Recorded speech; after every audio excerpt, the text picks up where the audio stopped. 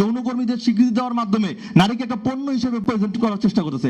যেখানে বাংলাদেশে একটা কোটা বিরোধী আন্দোলনের মাধ্যমে একটা সমতার জন্য আমরা আন্দোলন করলাম, সেইখানে আবারও কোটা, আমরা তাদেরকে চ্যালেঞ্জ ছুড়ে দিতে চাই, তারা একটা গণভোট করুক, শুধুমাত্র নারীরা ভোট দিবে। কোনো এমপির বউ অথবা কোনো প্রভাবশালী নারীরা যারা অলরেডি প্রভাবের মধ্যে আছে তারাই আরো ভিআইপি সুবিধা পাবে। আমরা যেমন আমাদের আপত্তি আছে, হিন্দুদের আপত্তি আছে, আমাদের খ্রিস্টানদের আপত্তি আছে, সবারই আপত্তি আছে। কেউ আমার মাসিমা, কেউ কাকিমা, কেউ ঠাকুমা, আমার আপনজন।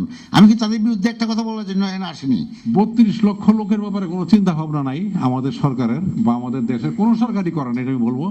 এটা বিএনপি সরকারও করে না, আওয়ামী লীগ স্বৈরাচারী সরকার তো এরা তো করেই নাই। এখানে বাংলাদেশে একটা কোটা বিরোধী আন্দোলনের মাধ্যমে একটা সমতার জন্য আমরা আন্দোলন করলাম, সেইখানে আবারও কোটা, এটা আমরা মানি না। দ্বিতীয় বিষয় হচ্ছে এই যে 300 আসনের যে কথাটা বলা হচ্ছে, এইখানে যারা আসলে পার্লামেন্টের মেম্বার হবে তারা কি আমাদের গ্রাম অঞ্চলের নারীরা হবে, দরিদ্র নারীরা হবে?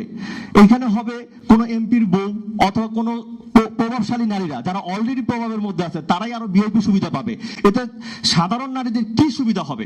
এবং এই যে একটা প্রস্তাবনা, আমাদের কথা হচ্ছে আমরা চাই যে নারীরাও এগিয়ে আসুক, তাদের জন্য সমান লড়াই করার সুযোগ তৈরি করা হোক, যে নারীরাও যেন কোনো কারণে কোনো মুভমেন্টে গেলে যেন তাদেরকে বাধা দেওয়া না হয়, অথবা তারা তাদের কথা বলুক, কিন্তু তাদের জন্য সংরক্ষণ আমরা মানি না। আমার কথা হচ্ছে নারী এবং পুরুষ, আমাদের কথা, আমাদের সংগঠনের কথা হচ্ছে নারী এবং পুরুষ সমান যোগ্যতার ভিত্তিতে এবং সমান প্রতিযোগিতার মাধ্যমে তারা লড়াই করুক। যে জনগণ যাকে চাবে সে এই পার্লামেন্টে যাবে। আর দ্বিতীয় বিষয় হচ্ছে এই নারী কমিশনকে আমরা বলতে চাই যে তারা বোঝানোর চেষ্টা করছে তারা নারীর অধিকারের কথা বলছে, আমরা তাদেরকে চ্যালেঞ্জ ছুড়ে দিতে চাই, তারা একটা গণভোট করুক, শুধুমাত্র নারীরা ভোট দিবে। তাদের এই প্রস্তাবনা প্রচার করার পরে যদি তারা গণভোটে জিতে, তাহলে আমরা মেনে নেব যে বাংলাদেশের সংখ্যাগরিষ্ঠ নারী তাদের পক্ষে আছে।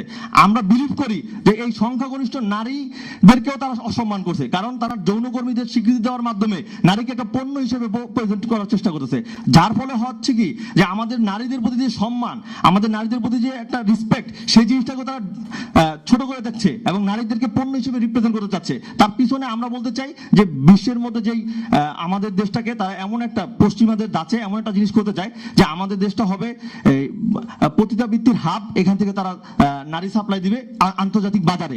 এর বাইরে কোনো উদ্দেশ্য আমরা দেখতে পাই না। কেউ আমার মাসিমা, কেউ কাকিমা, কেউ ঠাকুমা, আমার আপনজন। আমি কি তাদের বিরুদ্ধে একটা কথা বলার জন্য এখানে আসিনি। কিন্তু আমি চাই যে আমার মা, মাসিমা, কাকিমার পরিবারগুলি শান্তিপূর্ণ থাকুক, পরিবার বন্ধনরা অটুট থাকুক, পরিবার সম্প্রীতি থাকুক, সেই জন্য আমি কথাগুলো বলতে আসছি। 32 লক্ষ লোকের ব্যাপারে কোনো চিন্তা ভাবনা নাই আমাদের সরকারের বা আমাদের দেশের কোনো সরকারই করে না, এটা আমি বলবো।